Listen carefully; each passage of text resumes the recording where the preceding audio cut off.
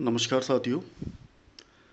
पाठ योजना के भाग एक वीडियो में हम लोगों ने पाठ योजना के कुछ बिंदुओं की बात करी थी। आज हम लोग भाग 2 में पाठ योजना के आगे आने वाले बिंदुओं की बात करेंगे और डीएलएड व बीएड पाठ्यक्रम में पाठ योजना किस प्रकार बनाई जाती है, इन दोनों वीडियो के माध्यमों से आसानी से समझा जा सकता है। पिछले वीडियो में जहां हम लोगों ने ब्लैक बोर्ड एंट्रीज, सामान्य उद्देश्य, विशिष्ट उद्देश्य, शिक्षण सहायक सामग्री, पूर्व ज्ञान और प्रस्तावना प्रश्न की बात करी थी, आज की वीडियो में हम लोग उद्देश्य कथन, प्रस्तावना प्रश्न की बात किया जाने वाला या प्रस्तावना प्रश्नों को पूछे जाने के बाद उद्देश्य कथन किया जाता है। जैसे पहले वीडियो में उदाहरण में मैंने आपको भारत के संविधान के विषय में, पाठ्य योजना के विषय में बताया था। आज उसी से आगे हम लोग बढ़ेंगे। उद्देश्य कथन जैसा कि आपके सामने लिखा गया है। छात्रों, आज हम भारतीय संविधान के विषय में अध्ययन करेंगे या इसके अतिरिक्त जो भी टॉपिक आप पढ़ाने वाले हैं, क्योंकि विज्ञान और सामाजिक विज्ञानों की जो पाठ्य योजना होती है उनमें बहुत समानताएं होती हैं, वो लगभग सेम होती हैं। तो उद्देश्य कथन करने के बाद हम लोग अपने मुख्य पाठ की ओर बढ़ते हैं। प्रस्तुतिकरण या पाठ्य योजना का एक महत्वपूर्ण बिंदु प्रस्तुतिकरण की हम लोग और आगे हम बढ़ते हैं। आपके सामने एक प्रारूप दिया गया है। इस प्रारूप को हम अपनी लेसन प्लान की किताब में, कॉपी में या लेसन प्लान बुक जो होती है उसमें बनाते हैं। इस प्रारूप में सबसे पहले शिक्षण बिंदु, फिर प्यूपिल टीचर एक्टिविटी, छात्र अध्यापक क्रिया, फिर छात्र क्रिया, फिर विधि और प्रविधि, शामपट कार्य और मूल्यांकन, इन बिंदुओं को लिखा जाता है। उदाहरण के लिए जैसा मैंने बताया था कि भारत के संविधान को मैंने लिया है, तो अगर शिक्षण बिंदु में पहला मैं संविधान बता रहा हूँ या मैं छात्रों को बताने वाला हूँ कि संविधान क्या होता है, तो संविधान को बताने से पूर्व कुछ विकासात्मक प्रश्न उसमें लिख दिए जाते हैं, कुछ यानी कि 2 लगभग। जैसे पहला विकासात्मक प्रश्न सामने लिखा गया है, खेल को सुचारू रूप से चलाने हेतु परम आवश्यक तत्व क्या है। इसका उत्तर इसके सम्मुख लिख दिया गया है कि खेल को सुचारू रूप से चलवाने हेतु परम आवश्यक तत्व खेल के नियम होते हैं। दूसरा प्रश्न विकासात्मक प्रश्न बनाया गया है, किसी देश की शासन व्यवस्था को बेहतर ढंग से चलवाने हेतु परम आवश्यक तत्व क्या है। अगर छात्रों से आपको इससे संबंधित उत्तर मिल जाए तो भी कोई हर्ज नहीं है, क्योंकि यह आवश्यक नहीं है कि आपकी कक्षा में जितने भी छात्र हों सबकी बौद्धिक क्षमता एक समान हो सकता है इसका अस्पष्ट उत्तर मिले या हो सकता है उत्तर ना मिल पाए। इसके बाद हम लोग अपने पाठ्य योजना की किताब में विधि प्रविधि वाले कॉलम में प्रश्नोत्तर विधि मेंशन कर देते हैं। शामपट कार्य वाला कॉलम बना रहता है, इसको अभी हम बाद में चर्चा करेंगे। मूल्यांकन प्रश्न भी उसमें नहीं लिखा जाता है, बाद में हम लोग जब पहुंचेंगे तब चर्चा करेंगे। ये सारे के सारे फेजेज जो हैं ये प्यूपिल टीचर स्टेटमेंट के बाद के हैं। इसके बाद हम लोग व्याख्या शुरू करते हैं और जो व्याख्या हम करने वाले हैं उस व्याख्या को हम लोग छात्र अध्यापक कथन में लिख देते हैं। जैसे सामने लिखा गया है, किसी देश की शासन व्यवस्था को बेहतर ढंग से चलवाने हेतु परम आवश्यक तत्व संविधान होता है।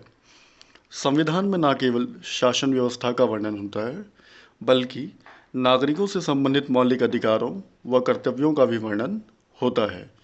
यह छात्र अध्यापक कथन यहाँ संविधान के बारे में लिखा गया है। यह कथन आवश्यक नहीं है, ये ज़रूरी नहीं है कि इतना ही छोटा हो, ये कथन बड़ा भी हो सकता है। इसके सामने हम लोग छात्र क्रिया में लिखते हैं, छात्र ध्यान पूर्वक सुनेंगे। और विधि प्रविधि, क्योंकि हम व्याख्यान दे रहे हैं तो हम लोग विधि प्रविधि वाले कॉलम में व्याख्यान विधि लिख देते हैं।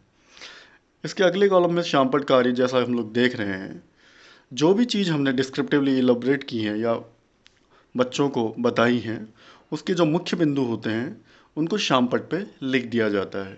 जैसे आपके सामने लिखा गया है, शासन व्यवस्था को सुचारू रूप से चलाने हेतु जिन नियमों की आवश्यकता होती है उन नियमों का समूह या समुच्चय संविधान कहलाता है। ये एक बिंदु इसमें लिखा गया है। फॉर एग्जाम्पल, श्यामपट्ट में छात्र अध्यापक कथन के जो जो महत्वपूर्ण बिंदु हैं उनको लिख लिया जाता है। इतना करने के बाद हम लोग जब सारी चीज़ें कर लेते हैं या सारे पॉइंट्स हम लोग कर लेते हैं, तो हम लोग श्यामपट्ट कार्य को मिटाकर छात्रों से मूल्यांकन प्रश्न करते हैं। मूल्यांकन प्रश्न मतलब छात्र अध्यापक कथन के द्वारा आपके द्वारा जो जो चीज़ें समझाई गई हैं उससे संबंधित 1 या 2 प्रश्नों को हम लोग मूल्यांकन प्रश्न में लिख लेते हैं। केवल प्रश्न लिखे जाते हैं, उत्तर लिखने की आवश्यकता हमें लेसन प्लान में नहीं होती है। इन प्रश्नों के द्वारा हम लोग यह जानने का प्रयास करते हैं कि जो शिक्षण बिंदु हमारे द्वारा पढ़ाया गया है वो छात्रों की समझ में किस स्तर तक आया है। इनको पूछते समय हमें अपना व्यवहार प्रजातांत्रिक रखना चाहिए और छात्रों की सहायता करनी चाहिए। तो इस प्रकार से हमारा एक शिक्षण बिंदु पूर्ण हो जाता है और यह प्रक्रिया पाठ की या पाठ के विस्तार के अनुसार चलती रहती है।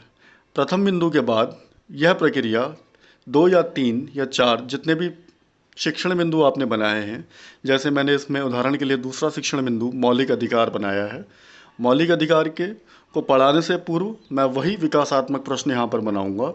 अब यहाँ पर एक नई कंडीशन ये आ जाती है कि आप लोग विकासात्मक प्रश्न जो है वो ऊपर जो आपने छात्र अध्यापक कथन बनाया है उससे भी बना सकते हैं नीचे। दूसरा प्रश्न वही हो जाएगा, अस्पष्ट उत्तर या छात्र उत्तर नहीं दे पाएंगे, छात्र शांत रहते हैं, सामने उसके प्रश्नोत्तर प्रविधि। और उसके बाद हम लोग छात्र अध्यापक कथन में, जो कि हम लोगों ने यहाँ पर चर्चा करी थी, छात्र अध्यापक कथन में छात्र अध्यापक कथन लिख देते हैं जो हमें छात्रों को समझाना है। तो यह प्रक्रिया चलती रहती है जैसे मैंने आपको ऊपर समझाया। फिर उसके बाद छात्र अध्यापक कथन के सामने व्याख्यान विधि और उसके जो महत्वपूर्ण पॉइंट हैं उनको श्यामपट्ट में लिख दिया जाता है जैसे ऊपर वाले शिक्षण बिंदु में लिखा गया था। और ये सब करने के बाद हम लोग क्या करते हैं, फिर हम लोग मूल्यांकन प्रश्न जो कि हमने मेंशन किए होते हैं अपनी पाठ्य योजना में उनको पूछ लेते हैं। तो यह प्रक्रिया चलने के बाद हमारा पूरा का पूरा पाठ्य योजना या लेसन प्लान कंप्लीट हो जाता है। कंप्लीट होने के बाद हम लोग रिकैपिचुलेटरी क्वेश्चंस यानी कि पुनरावृत्ति प्रश्न पूछते हैं। पुनरावृत्ति प्रश्न 4 या 5 या 6 हम लोग रख सकते हैं। बस हमें प्रश्नों को रखते समय इस बात का ध्यान रखना होता है कि प्रश्नों की पुनरावृत्ति ना हो और प्रश्नों की संख्या इतनी भी ज़्यादा ना हो कि छात्र प्रश्नों से बोझिल हो जाने लगे। तो इस बात का ध्यान हमें रखना होता है। उसके बाद निरीक्षण कार्य में हम सिंपली ये लिख देते हैं कि छात्र अध्यापक कक्षा में घूमकर निरीक्षण करेंगे। उसके बाद गृह कार्य संबंधित पाठ्य योजना जो भी आपने पढ़ाई है उससे संबंधित एक निबंधात्मक प्रश्न आप दे सकते हैं। यहाँ पर ध्यान रखने योग्य बात यह है कि यदि किसी शिक्षण बिंदु में हम लोग पाठ को और अधिक स्पष्ट करने के लिए या शिक्षण बिंदु को और अधिक स्पष्ट करने के लिए चार्ट या मॉडल का प्रयोग करते हैं, तो विधि व प्रविधि वाले कॉलम में उसका एक छोटा सा नमूना लगा दिया जाता है और विधि और प्रविधि वाले कॉलम में प्रदर्शन प्रविधि या विधि लिख दिया जाता है। तो इस प्रकार से हम लोग पाठ्य योजना को पूर्ण कर लेते हैं। पाठ्य योजना से संबंधित भाग 1 में जहां हम लोगों ने आधे पाठ्य योजना की बात करी थी, आज भाग 2 में हम लोगों ने पूरी पाठ्य योजना किस प्रकार से हम लोग बना सकते हैं इस बारे में चर्चा की। उम्मीद है आपकी समझ में आया होगा। अभी के लिए इतना ही। धन्यवाद।